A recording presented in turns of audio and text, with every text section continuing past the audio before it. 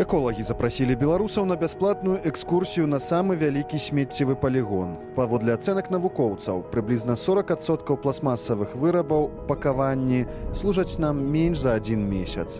Большую частку адкідаў пластыку складана ці немагчыма перапрацаваць гэтак, каб атрымаць якасную сыравіну для новай прадукцыі. Арганізатары экскурсіі ўпэўненыя, што мінчукі, якія ўбачылі вялізныя плошчы смецця розных відаў, ужо не будуць бяздумна класці, напрыклад, 1 памаранч у поліэтыленавы пакет і адмовяцца ад лішняга пластыку.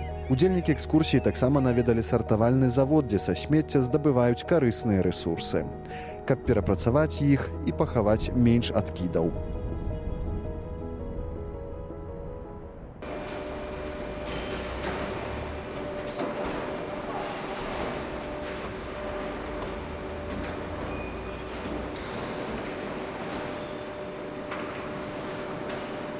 Если взять, к примеру, PET-бутылку, которая обычная пластиковая бутылка, то ее срок разложения ее 300 лет.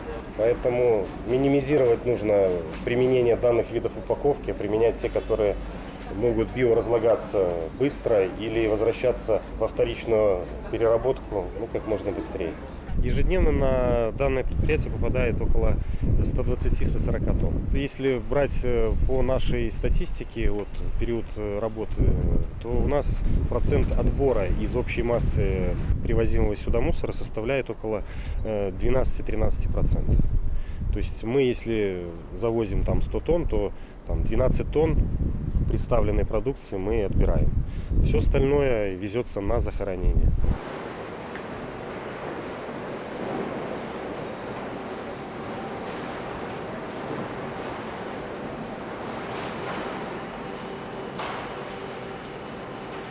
Наши люди умеют сортировать отходы, но не основная масса этих людей это делают.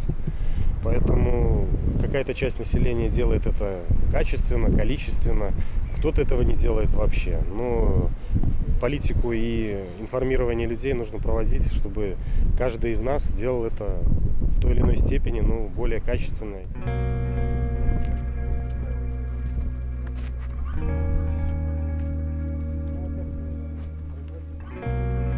Знали, что проблема с пластиком – одна из самых масштабных проблем 21 века, ее нужно срочно решать. Коробки спицы не перерабатываются, поскольку на самой коробке остаются следы от пищи, жир, и это мешает дальнейшей переработке, поэтому они не утилизируются.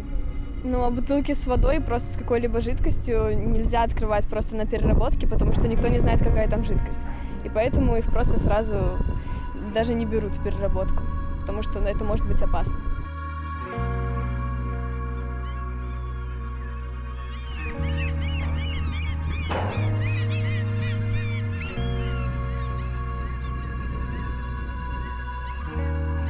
На экскурсию я приехала для того, чтобы узнать, от каких отходов в первую очередь нужно отказаться.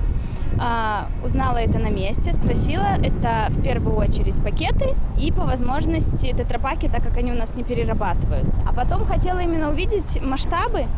Оно, мне кажется, немножко больше влияет тогда на человека и есть, и в голове откладывается. И в следующий раз, если у меня не будет термокружки и мне захочется кофе с собой, скорее всего, я попью внутри.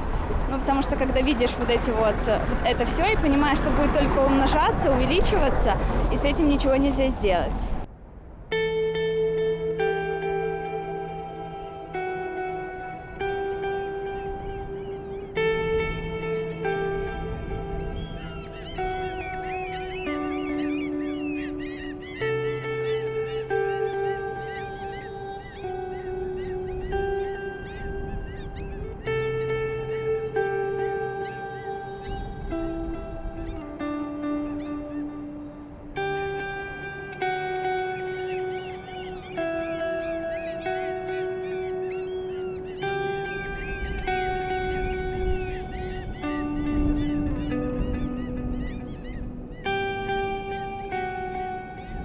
Это первый в Беларуси проект «Социальная реклама» по уменьшению потребления пластика в Беларуси. Лозунг у нас «Возьми на один пакет меньше».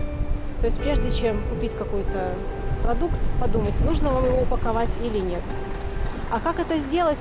Можно взять свою торбу, эко-торбу, которая сшита, либо фруктовку для фруктов, либо плотный более пакет, который можно использовать несколько раз. Это хотя бы такими мерами уменьшить потребление пластика в Беларуси.